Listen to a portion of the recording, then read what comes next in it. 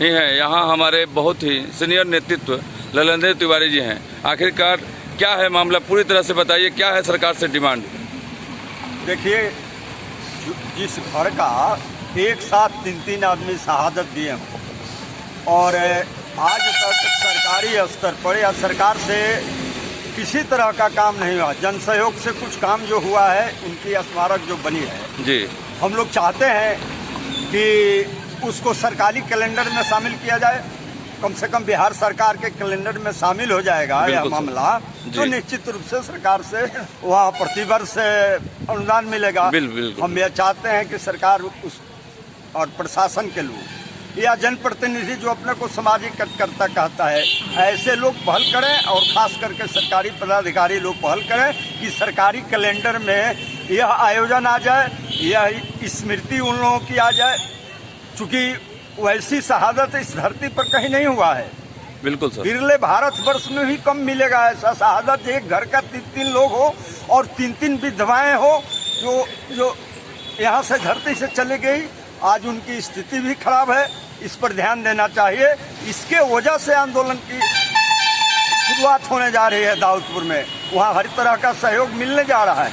अगर अब फिर इसी साल 2020 में कैलेंडर में शामिल नहीं किया गया बिहार सरकार के, तो निश्चित रूप से आंदोलन होगा और इस आंदोलन की शुरुआत होगा। चूँकि वे आंदोलन में ही लोग मरे हैं, तो लोगों में जागृति आई है, समाज में जागृति आई है। उस समय क्या बीता होगा उसके घर में जहाँ 3-3 लोग शहादत दिए हों। इसलिए हम लोग सामाजिक लोगों का यह दायित्व बनता है कि उसको सरकारी कैलेंडर में शामिल करावें, इसके लिए आंदोलन करें। जो बहु उनके यहाँ बची हुई है उसकी देख रेख के लिए, उसके रहने के लिए व्यवस्था, उसके जीवन यापन के लिए व्यवस्था हो, ऐसा हम लोग सामाजिक लोग चाहते हैं। और यह भी वह जो आदर्श स्थापित करके तीनों लोग गए हैं, उसका अनुगमन लोगों को करना चाहिए, उनसे शिक्षा लेनी चाहिए। समाज को और देश को और राज्य को निश्चित रूप से छठोगिरी, फागुगिरी और कामतागिरी से, उनके शहादत से शिक्षा लेनी चाहिए। और नौजवानी में वो लोग अपना शहादत दिए थे, इसलिए ऐसा उसी तरह का आंदोलन जलालपुर में हुआ था, जहां आज सरकारी कैलेंडर में महेंद्र मिश्र का नाम आया है और अभी आज 10 लाख रुपए प्रतिवर्ष आ रहा है। वैसी स्थिति, उससे ज़्यादा स्थिति वहाँ उस समय बनी हुई थी। वहाँ इससे ज़्यादा रकम आनी चाहिए, ऐसा हम चाहते हैं। सरकारी कैलेंडर में शामिल करने के लिए, सहयोग के लिए, ऐसा हम चाहते हैं। यह सरकार का भी दायित्व है। कहीं ना कहीं ये दाऊदपुर के धरती पर ऐसे पुत्र जन्म लिए जो 3-3 शहादत यहाँ देखने को मिला।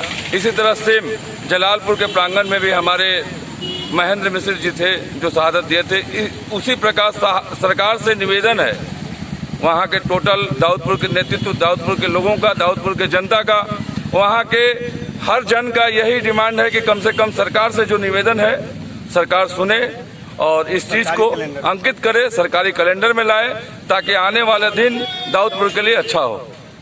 और कुछ कहना चाहते हैं, आप भी कुछ कहिएगा।